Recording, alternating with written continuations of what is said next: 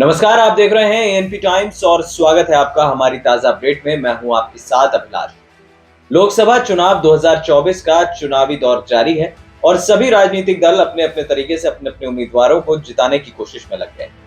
ऐसे में उत्तर प्रदेश की हॉट सीट कही जाने वाली आजमगढ़ की सीट की इस खास रिपोर्ट में बात करते हैं।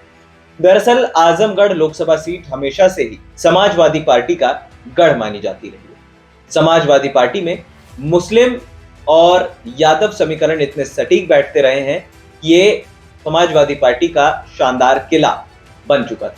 लेकिन इस किले को भेदा साल 2022 में हुए उपचुनाव में बीजेपी उम्मीदवार दिनेश लाल यादव उर्फ निरहुआ ने।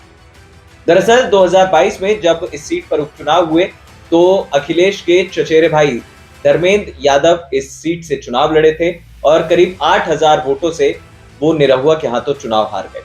बड़ी बात यह रही कि साल 2019 में जब बीजेपी ने अपने उम्मीदवार दिनेश लाल यादव उर्फ निरहुआ को मैदान में उतारा था तो ये कहा जा रहा था कि यहाँ पर बीजेपी ने यादव समीकरण को साधने की कोशिश की।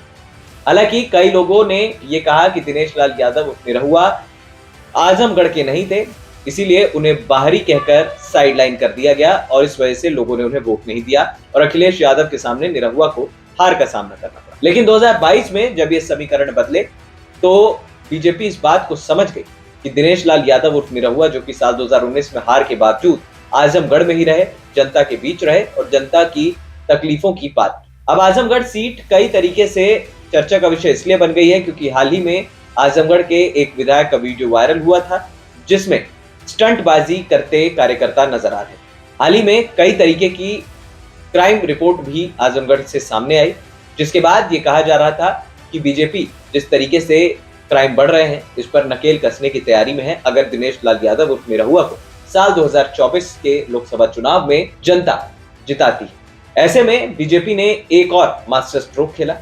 मध्य प्रदेश के मुख्यमंत्री मोहन यादव को उन्होंने हाल ही में आजमगढ़ का दौरा कराया।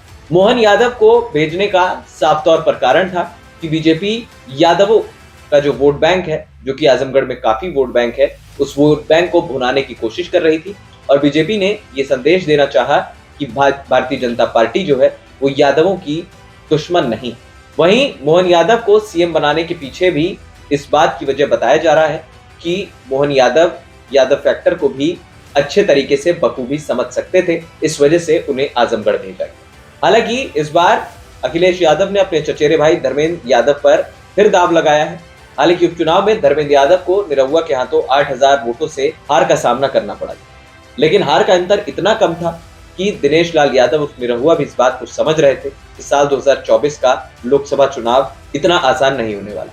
सिटिंग सांसद निरहुआ जरूर है, लेकिन उनके लिए भी अब MY समीकरण यानी कि मुस्लिम यादव समीकरण को भी पूरे तरीके से सुलझाना बहुत जरूरी हो जाएगा। वहीं दूसरी तरफ आपको बता दें कि बीएसपी भी अपने उम्मीदवार का ऐलान जल्द ही इस सीट से कर सकती है और अगर बीएसपी अपने उम्मीदवारों का ऐलान करती है तो यहाँ पर बीएसपी के जो परमानेंट वोट बैंक हैं वहां से भी एक सेंधमारी हो सकती है। अब आजमगढ़ की सीट हॉट सीट बन चुकी है, देखना होगा कि आखिरकार बाजी कौन मारता है। इस खास रिपोर्ट में इतना ही, हमें दे दीजिए इजाजत और हाँ, हमारे चैनल एएनपी टाइम्स को सब्सक्राइब करना बिल्कुल मत भूलिएगा। नमस्कार।